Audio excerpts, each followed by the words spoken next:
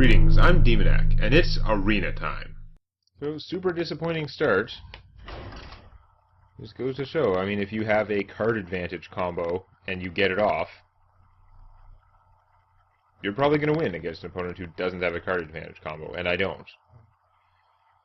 I made the best advantage I could out of totems, but I really just could not make good plays, because my opponent was taking out my cards 1-to-1 and drawing more cards than I was. Alright, we're in the loser's bracket now. One would hope that this should be like easy paladin, but who knows. Okay, none of you are good starting hand cards. We'll keep the raid leader because he's cheap. Hopefully it'll be possible to have totems alive against this guy. I did actually get too many things that require me to have stuff alive. 4 Flame Tongues and the Bloodlust is a little bit much. So against him, I don't think that there's a reason to do this, the stupid coin totem play quite the same. I have a handful of stuff. I have other cards to kill things with. I think that made sense based on my other hand, but yeah.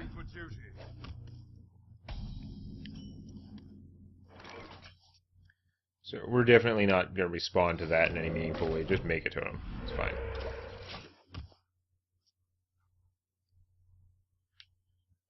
Give me a quest. Okay, that guy has to die. Alright. So, raid leader would not be enough for this. Could play the Flame Tongue totem, kill him. I could coin out another totem with that. I could go coin, Feral Spirit, Lightning Bolt. That would give me a pretty solid army of stuff. At the cost of my entire next turn. Because next turn I would have 4 - 3 mana from the overload. I would actually only have 1 mana next turn. I would not be casting anything at all. But even if he consecrated, I would not be doing too bad with, because this guy would only be able to finish off one of the Feral Spirits. And this guy being dead would be pretty good. But there's just play the Flame Tongue totem and coin out another totem was pretty good.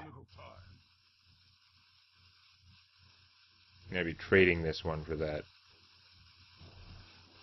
No, we're going to do the wolf version.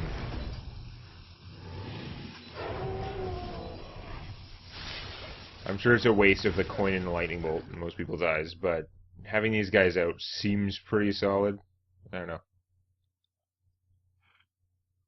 I can't let him build up that questing adventurer guy, though. If he had a bunch of 1-cost cards in his hand, it would be sick. So that's not good because he gets his card back, but it's probably not as bad as the Consecrate. Well, I got something I could actually cast, but I can't because there aren't enough targets. Fair enough. We're going to kill this guy, even though it makes me vulnerable to Consecrate. I mean, if he had a Consecrate, he would just hit my thing anyway, so I might as well take it out and he can't Blessing of Kings or something. Well, I can hex that after it reveals itself. I could already make this guy a 6/6, that's kind of cool. Or I could play a Flame Tongue totem, hit for 6, have 3 mana left. I could play him as well. That'd be really baiting the Consecrate a little bit much. I don't know, though. I think the Flame Tongue, that's letting me do a lot of beatings, and I get another totem. If he didn't consecrate, I would get out a huge Frostwolf Warlord. If I actually put out both of these guys, this would be so big that his tiger would not attack unless he had some other way to kill it. Which is funny, but not essential. No, I'm not going to screw around. I'll just make, like, him. It's fine.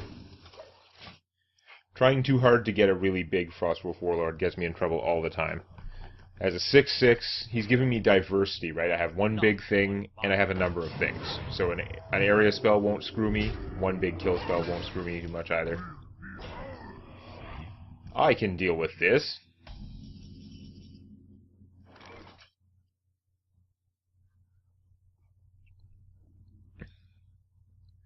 I think the best use of my mana would probably be Hex that, and then Raid Leader, and then he can kill that. I guess if I use the Flame Tongue instead of the Raid Leader, then this guy could kill that, or I could actually use the Fork Lightning to blow through all that stuff, but I think the Fork Lightning is excessive at this point, because I'm going to have to Hex anyway. So let's do this. I don't want to mess that up.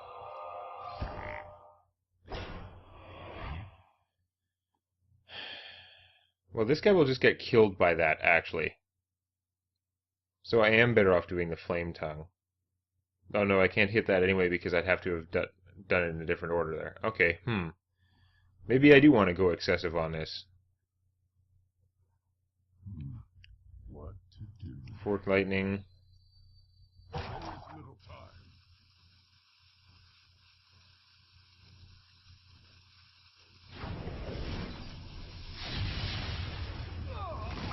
Okay, that's fine.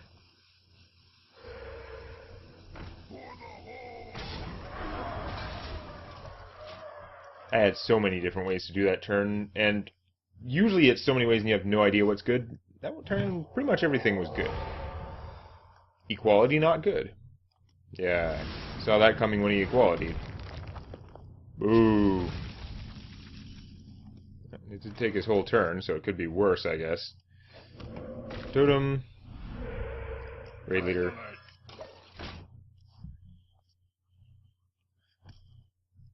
Uses my mana the best way, and it saves this for a surprise.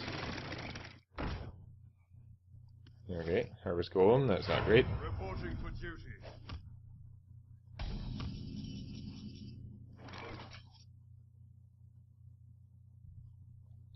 Maybe see what totem I get to help me decide what to do about things. Healing Totem. That means he can hit that nicely, but otherwise it's not so helpful.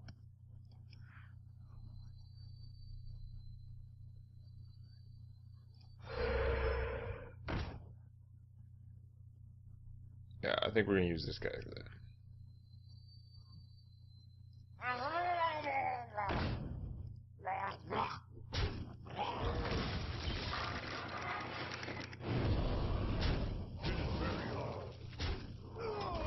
That's probably silly. I could have done a lot of damage to him, but I don't know. I'd like to have an army that can win. What you want? I could have done a lot of damage to him, though. In hindsight, maybe I should have just let him have this stupid Harvest Golem.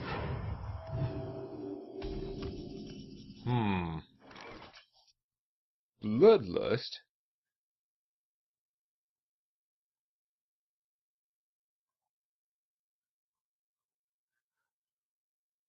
Let's save that for killing.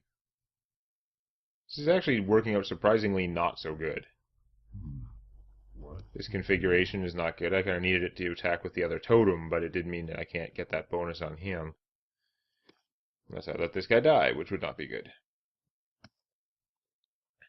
I mean, I probably want to hex that.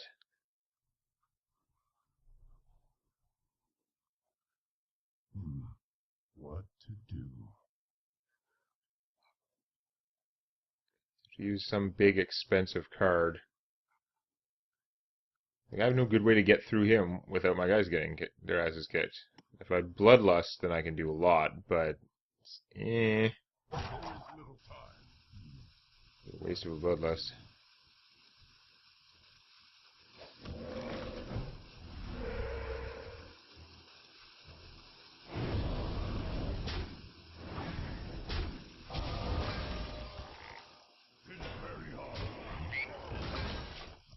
Yeah, I'm starting to think that I'm doing this really horribly. I'm having too many options and I'm not making smart use of them. Yeah, I've been keeping his forces down, but my army's pretty shitty. Spending too much effort keeping him alive. Ah, the sword! The sword! Damn Damn it. He hasn't even been doing damage to me because I've been keeping his army down, so I can't play that. It's pretty poor. I hear you got a problem.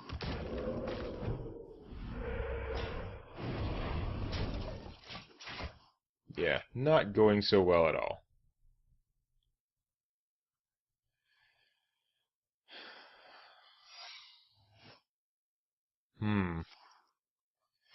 A mysterious secret. Is it an avenge? I've got to remember that avenge exists. Is it a resurrection one? Is it what? Okay, so first step. I know it seems silly, but can I kill him? We're in this kind of like, if I play, I can't quite do this and that, so basically no. But, like already I've got, if I bloodlust, I've got 10, 14, 15, 16, 17 damage right there. Ramps up really fast. Let's see what totem, since I can't do all these things, if I make a totem, I'm only excluding the play where I do this and this. I'm probably not going to bloodlust this turn anyway, so I guess that is hampering me somewhat, but... Make totem, actually, it's only the healing totem that would help me, and does it even help me that much? I don't know.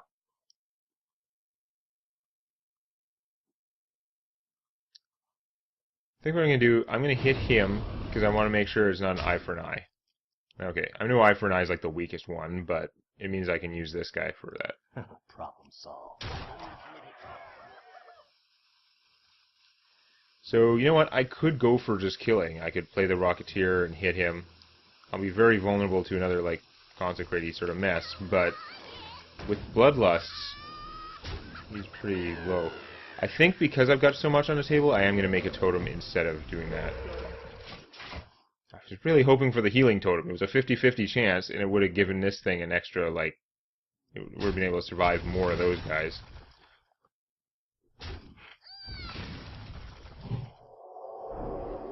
Oh, that sucks so much.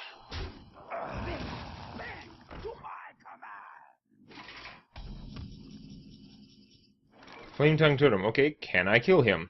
If I put this out, I've got 5, 6, 7, 8, 9, 10, 11 damage. So no. We're checking.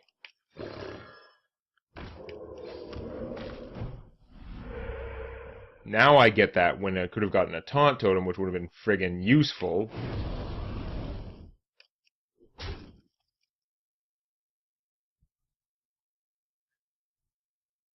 Maybe save this as a surprise.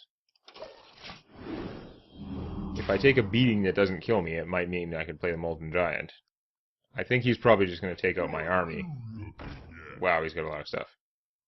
If he didn't take out my army, the Bloodlust risk is pretty severe.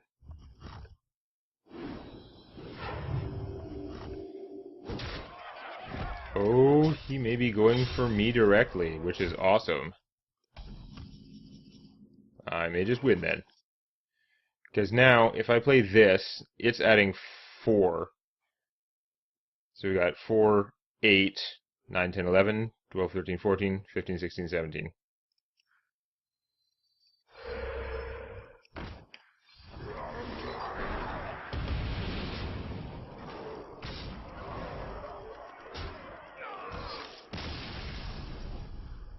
And that's why I was playing in the strange way that I was, because if he would leave my guys alive, we're getting very close.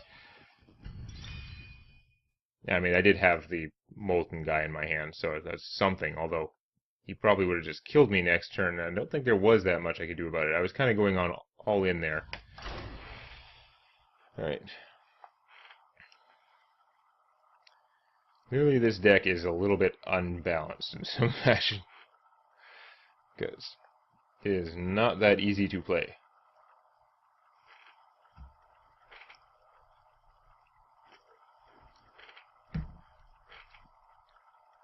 It does have a lot of, like, kill cards, but I have to get to a position where I have stuff that is alive, and that, or, like, stay in a position where I keep things alive, and that's hard to do.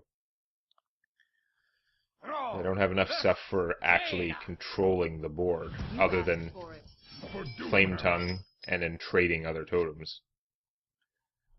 Okay, we're going to pitch that. Everything else is cheap. Having a raid leader and 4 flame tongue totems and 2 bloodlusts, I am way too reliant on having things alive though, and it works out especially badly against a mage. Hooray.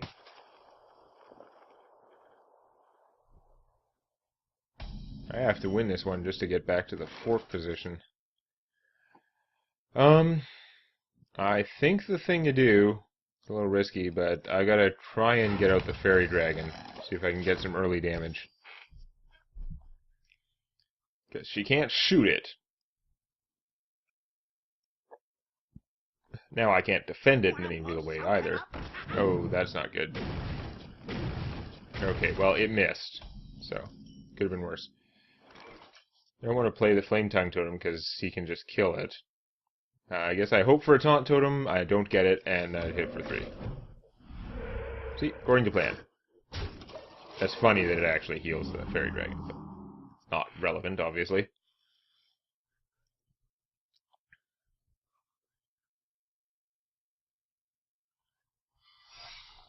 Secret, that is not good.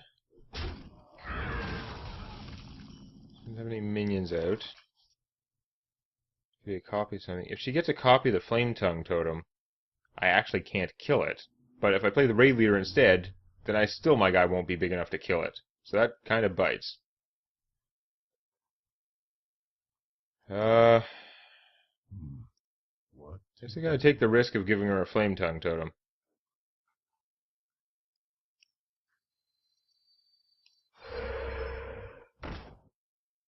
Nope. So it's not a mirror entity. I mean, it could easily be a duplicate. They do have lots of secrets. Wow.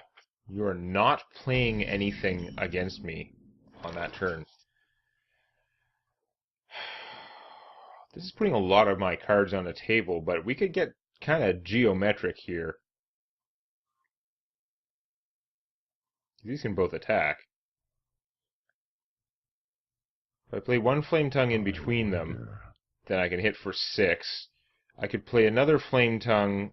It won't add as much. I think actually what I should do is one Flame Tongue in between them and then make a totem. So I guess that's what we'll do. Flame Tongues are a little bit damage resistant. It takes a fair amount to get them. Oh, and I miscalculated. Right, because it's not going to get both of them because I put it in between. Duh. Oh well, whatever. This is still the way to position them. I just was thinking about it wrong. So, area spells would be my bane right now, but 5 mana is not a great time.